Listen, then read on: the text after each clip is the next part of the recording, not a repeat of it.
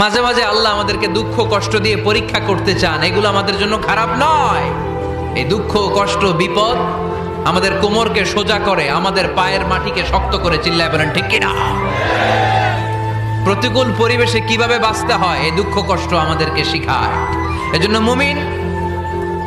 মুমিন বান্দার বৈশিষ্ট্য হচ্ছে দুঃখ কষ্ট বেদনা জ্বালা এগুলোতে সে আপসেট হয় না, সে হাল ছেড়ে দেয় না, সে ভরসা রাখে একজনের উপর। চিল্লায় বলতে হবে তিনি কে? কারণ মুমিন জানে রাত্রি যত গভীর হয় অন্ধকার তমানিসা ভেদ করে সুবহে সাদিক হয়। মুমিন জানে গর্ভবতী নারীর পেটের ব্যথা যেই দিন বাড়তে থাকে ওই দিনই নতুন মেহমান আগমনের সময় ঘনাতে থাকে।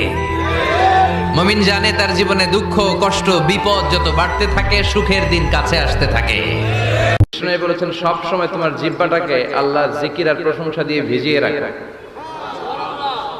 কি করবেন? ভিজিয়ে রাখবেন। আরব বিশ্বে আমরা যখন পড়াশোনা করতাম তখন দেখতাম